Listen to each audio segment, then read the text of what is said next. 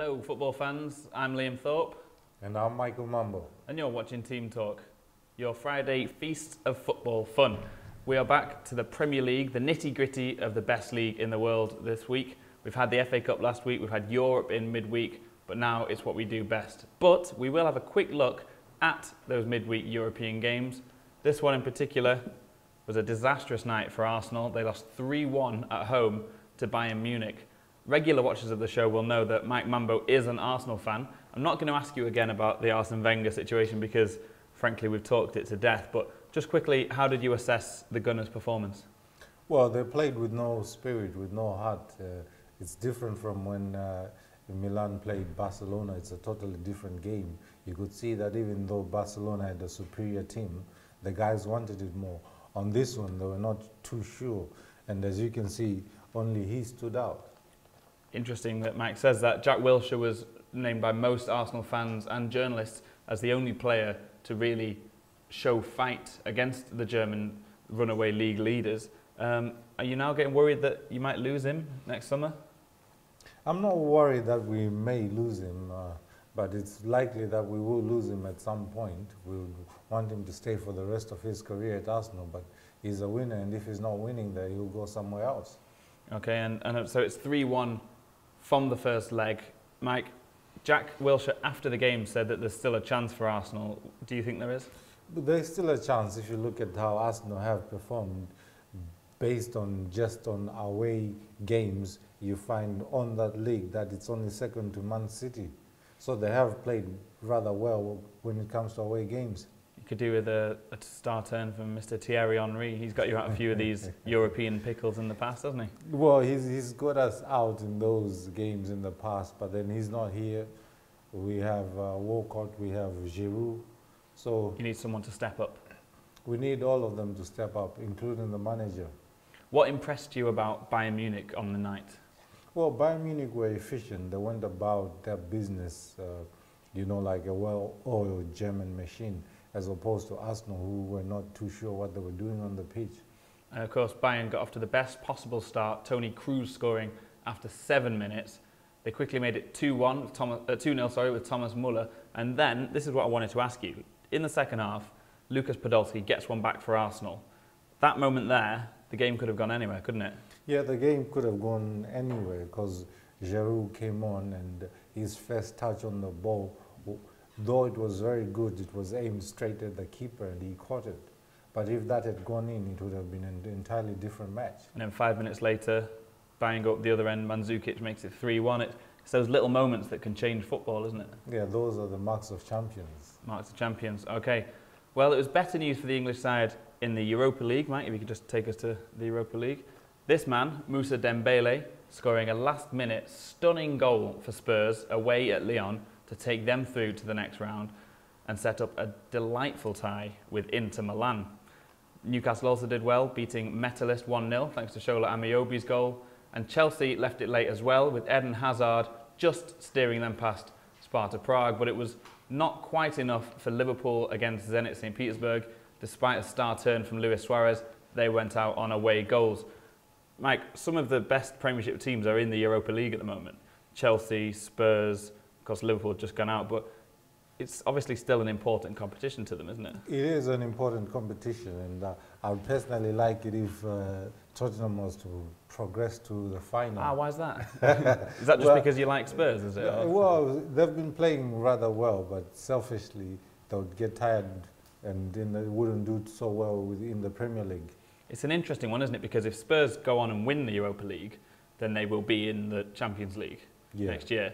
But that's also a risk because that could affect whether they reach the top 4 or not, and it's deciding which one to go for. At the moment, would you say they're favourites for top 4? They're definitely favourites for top 4.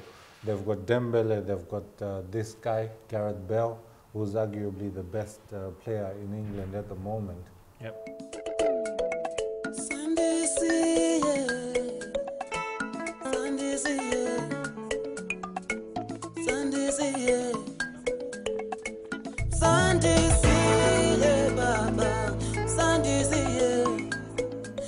Okay, so forget Europe, forget the FA Cup. We're back to what we do best, the bread and butter of the English Premier League. And we've got a full range of fixtures. We're going to have a closer look at a few of them. Mike, if you'd do the honours there.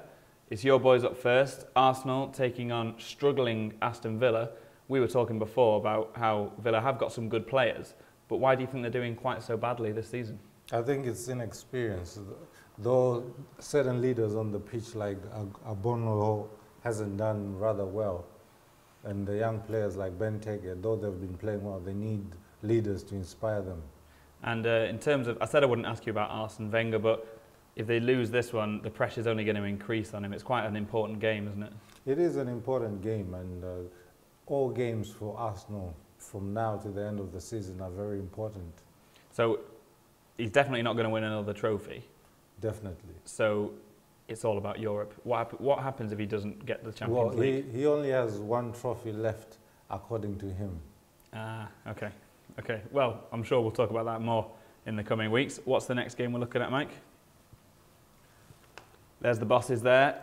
Andre Villas-Boas against Sam Allardyce, which can only mean it's a London derby. West Ham versus Spurs. And how do you see this one going? Spurs all the way. And why is that? Is it the same reasons you said before, the likes of Gareth Bale, Moussa Dembele? Yeah, all the Spurs players have stepped up and it seems to be playing well for their manager. What scoreline do you think that was going to be? 3-1. 3-1. 3-1, you heard it here first, 3-1. And what have we got next? Is it, I believe, it might be the runaway leaders of the Premier League, Manchester United. Danny Welbeck there, of course, very impressive against Real Madrid in the Champions League.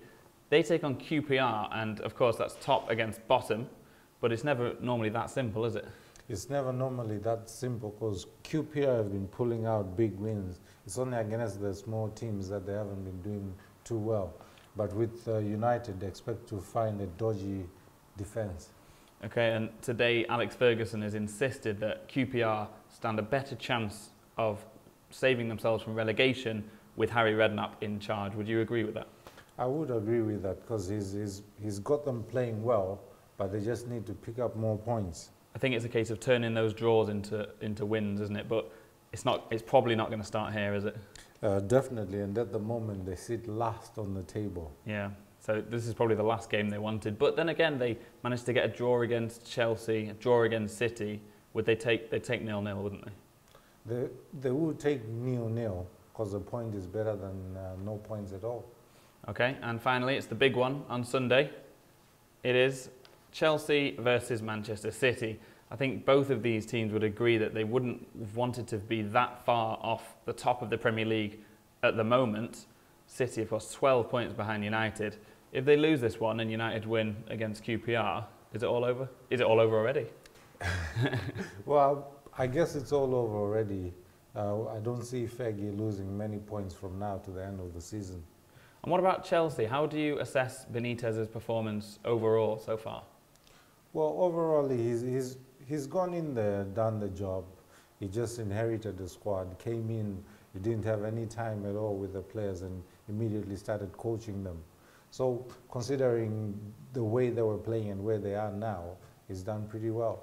And most of it, if I may add, is the owner's fault, Abramovich. Yeah, that's good. That makes sense. And if you think about it, okay, they're not going to win the Premier League, but they're still in the FA Cup, they're still in the Champions League places, they're still in the Europa League. Yeah. They've got a lot to fight for, haven't they? They have a lot to fight for. So we'll see that. And players like Eden Hazard showing his quality in Europe in midweek again. One other thing to mention is it's the Capital One Cup final with a rather surprising lineup between Swansea and fourth tier Bradford City on Sunday. So we'll let you know how that one goes. And we'll let you know how all these go back next week. So for now, have a good weekend. He's been Mike Mambo. He's been Liam Thorpe. Take care.